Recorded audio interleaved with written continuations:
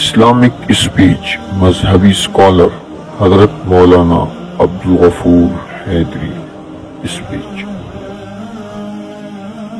نحمده ونصلي ونسلم على رسوله الكريم اما بعد فاعوذ بالله من الشيطان الرجيم بسم الله الرحمن الرحيم وظللنا عليكم الغمام وانزلنا عليكم المن والسلوى كلوا من طيبات ما رزقناكم وما ظلمونا ولكن كانوا انفسهم يظلمون صدق اللہ مولانا العظیم.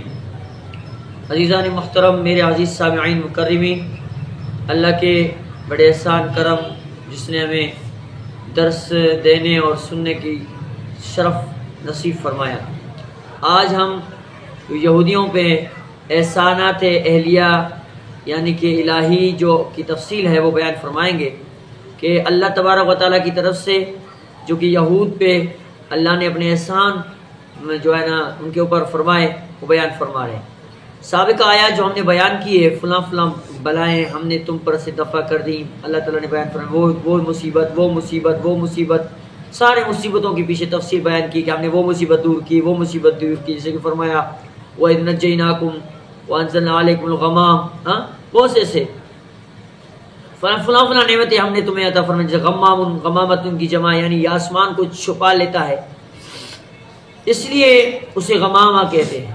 یہ ایک سفید رنگ کا بادل تھا جو وادی طیہ میں ان کے سروں پر سایہ کیے جاتا رہتا تھا، ہمیشہ سایہ، دھوپ ان کو نہیں چھوتی تھی. جیسے کہ نسائی شریف میں حضرت ابن عباس سے ایک لمبی حدیث مروی ہے کہ ابن حاتم کہتے ہیں کہ ابن عمر، ربیع بن انس، ابو مجاز، ضحاک اور سدی نے بھی یہی کہا ہے. کیا فرمایا؟ اور حسن اور قتادہ بھی یہی کہتے ہیں، اور لوگ کہتے ہیں کہ یہ بادل عام بادلوں سے زیادہ ٹھنڈک والا اور زیادہ عمدہ تھا، خوبصورت بھی تھا اور ٹھنڈک بھی تھی، اس میں ہمیشہ ان کے ساتھ رہتا تھا. یہ اللہ کی طرف سے ان کی بڑی نعمت تھی. حضرت مجاہد رحمۃ اللہ علیہ فرماتے ہیں کہ یہ وہی بادل تھا جس میں اللہ تعالیٰ قیامت کے دن آئے گا. حضرت ابو حذیفہ کا قول بھی یہی ہے کہ یَنظُرُونَ إِلَّا أَن يَأْتِيَهُمُ اللَّهُ فِي ظُلَلٍ مِّنَ الْغَمَامِ وَالْمَلَائِكَةِ.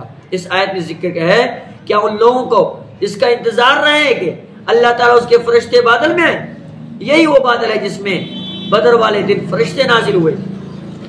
اب یہاں سے اللہ تبارک تعالیٰ فرماتے ہیں کہ وَظَلَّلْنَا عَلَيْكُمُ الْغَمَامَ، ہم نے تم پر بادل کا سایہ کیا اور تم پر من، وَأَنزَلْنَا عَلَيْكُمُ الْمَنَّ وَالسَّلْوَىٰ، اور ہم نے تم پر من سلوہ اتارا اور کہہ دیا کلو، کھاؤ، من الطیبات ما رزقناکم، پاکیزہ چیزیں کھاتے رہو. انہوں نے وما ظلمونا ولکن كانوا انفسهم یظلمون، انہوں نے ہم پر ظلم نہیں کیا، البتہ وہ خود اپنے جانوں پر ظلم کیا. اللہ فرماتے ہیں ہم نے ان پر ظلم نہیں کیا، ہم نے ان سے من سلوہ نہیں چھینا، ہم نے ان سے وہ بادل نہیں چھینا، وہ خود پہ ظلم کرنے لگے اور خود ظالموں میں سے ہو گئے. جو من ان پر اتارا وہ درخت پر اترتا تھا، آسمان سے اترا درخت پہ، یہ صبح جاتے اور جمع کر کے کھا لیا کرتے تھے. وہ گوند کی قسم کا تھا، کوئی کہتا ہے کہ شبنم کی وجہ کا تھا، کوئی کہتا ہے شبنم کی طرح تھا. کوئی حضرت قتادہ رحمۃ اللہ علیہ فرماتے ہیں اولوں کی طرح من ان کے گھروں پر اترتا تھا. جیسے کہ جب برسات ہوتی ہے آسمان سے اولے برستے ہیں چھوٹے چھوٹے برف کی جیسی، جس کو ہم یالہ باری کہتے ہیں، اور یہ اترتا تھا جو دودھ سے زیادہ سفید اور شہد سے زیادہ میٹھا ہوتا تھا. وہ من صبح صادق سے لے کر آفتاب نکلنے تک اترتا رہتا تھا. جب تک سورج آسمان پہ نہ نکلے وہ آسمان سے گرتا، وہ سارے لپیٹتے، اس کو اٹھاتے اور سارا دن کھاتے. ہر شخص اپنے گھر کے باہر کے لیے اتنی مقدار میں جمع کر لیتا جتنا اس دن کافی ہو. اگر کوئی زیادہ لیتا تو بگڑ جاتا تھا، خراب ہو جاتا تھا. جمعے کے دن وہ 2 دن کالے لیتے تھے، جمعے کے دن وہ 2 دن کا لیتے تھے، جو 2 دن کا جمع کر لیتے، اور جمعہ اور ہفتہ کا اس لیے کہ ہفتہ ان کا بڑا دن تھا. اور ربیع بن انس کہتے ہیں کہ من شہد جیسی چیز تھی جس میں پانی ملا کر پیتے تھے. حضرت شعبی رحمۃ اللہ علیہ فرماتے ہیں تمہارا یہ شہد اس من کا 17واں حصہ ہے. من کا 17واں حصہ یہ جو ہے نا آپ کا شہد ہے. جیسے کہ ایک شاعر نے یہی من شہد کے معنی میں آیا ہے کہ یہ سب اقوال قریب ہیں. غرض یہ کہ ایسی چیز تھی جو انہیں بلا تکلیف ہو اور بلا تکلیف کے انہوں ملتی تھی، انہیں تکلیف کرنی نہیں پڑتی تھی، کہیں جا کر کمانا نہیں پڑتا تھا، گھر کے اوپر گرتا وہ اپنے کھانے کی چیز لپیٹتے، سارا دن سوتے، صبح شام کھاتے تھے۔ اگر پانی میں ملا لیا جائے تو پینے کی چیز تھی، اگر دوسری چیزوں کے ساتھ مرکب کر دی جائے تو اور چیز ہو جاتی، لیکن یہاں من سے مراد یہی من مشہور نہیں اور چیز، لیکن کہتے کہ اس میں بڑی جو ہے نا چیز ہے، اگر پانی ملاؤ تو پانی بن جائے، اور چیز ملاؤ تو اور چیز بن جائے۔ صحیح بخاری شریف کی حدیث میں ہے کہ رسول اللہ صلی اللہ علیہ وسلم فرماتے ہیں کنبی من میں سے ہے، یہ کنبی جو کھاتے ہو فرمائے یہ من میں سے، اور اس کا پانی آنکھ کے لیے شفا ہے۔ آنکھ کے اگر خراب ہو، آنکھ کے اندر ڈالی جائے تو آنکھ کے لیے شفا بن جائے۔ اور امام ترمذی رحمۃ اللہ علیہ فرماتے ہیں، حسن صحیح کہتے ہیں کہ ترمذی میں ہے کہ اجوا جو کھجور ہے، جو مدینہ کی کھجوروں کی ایک قسم ہے، وہ جنتی چیز ہے اور اس میں زہر کا ترغیاق ہے، اور کنبی من میں سے ہے، اور اس کا پانی آنکھ کے درد کی دوا ہے۔ کنبی ہے نا، کنبی، اس کا پانی آنکھ کے زخم کے لیے اچھا ہے، اور یہ من میں سے ہے، امام ترمذی رحمۃ اللہ علیہ فرماتے ہیں۔ اور حسن یہ حدیث جو ہے حسن غریب ہے، اور دوسرے بہت سے طریقوں سے یہ مروی ہے کہ حضرت ابن مردویہ کی حدیث میں ہے، مردویہ کی حدیث میں ہے کہ صحابہ نے اس درخت کے بارے میں اختلاف کیا جو زمین کے اوپر ہوتا ہے، اس کی جڑیں مضبوط نہیں ہوتی، بعض کہتے ہیں کہنے لگے کہ کنبی کا درخت ہے، اور آپ نے فرمایا کہ کنبی تو من میں سے ہے اور اس کا پانی آنکھ کے لیے شفا ہے۔ سلوا ایک قسم کا پرندہ ہے، سلوا من اور چیز ہے، سلوا ایک قسم کا پرندہ ہے جو چڑیا سے بھی کچھ بڑا ہوتا ہے، سرخی مائل رنگ کا، جنوبی ہوائیں چلتی تھی اور پرندوں کو وہاں لا کر جمع کر دیتی۔ بنی اسرائیل اپنی ضرورت کے مطابق انہوں نے پکڑ لیتے، ذبح کر لیتے اور کھاتے۔ اگر ایک دن گزر کر بچ جاتا وہ بگڑ جاتا تھا، یعنی زیادہ نہیں، اپنے مناسب، اپنے جو ہے نا جتنا کھانے کے لیے ضرورت اتنا، اگر اسے زیادہ لیتا تو وہ خراب ہو جاتا۔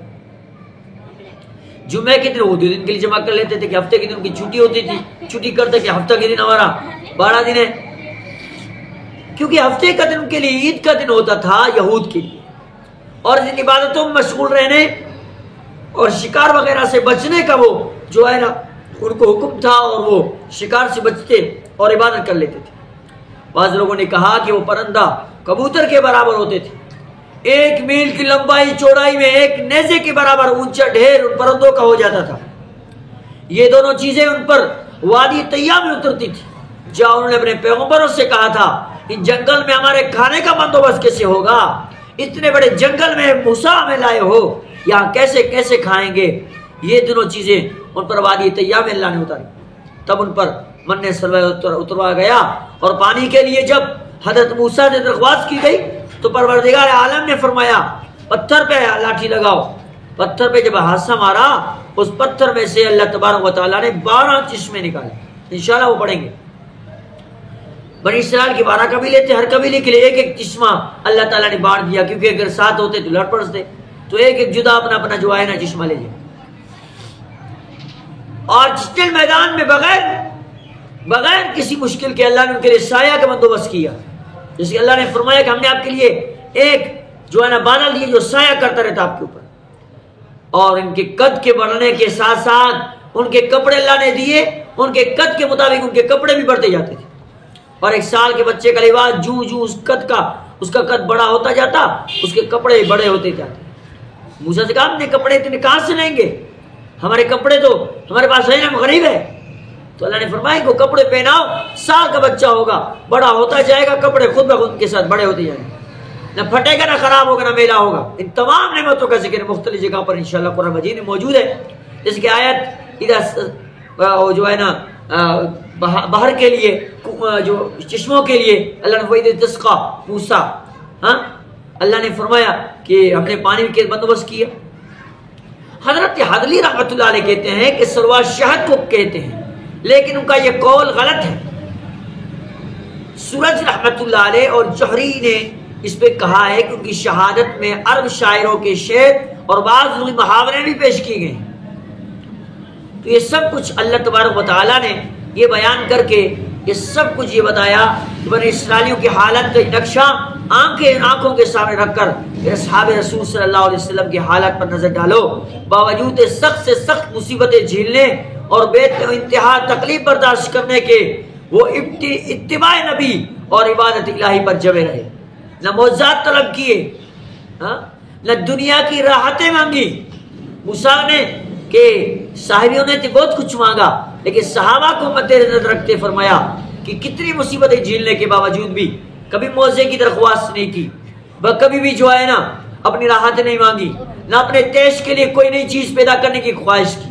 جنگ تبوک کو دیکھو، جب کہ بھوک کے مارے بےتاب ہو رہے ہیں، سب پتھرے باندھے ہوئے جو ہے نا پیٹ پہ، موت کا مزہ آنے لگا، تو حضور نے سے کہا یا رسول اللہ اس کھانے برکت کی دعا کیجیے.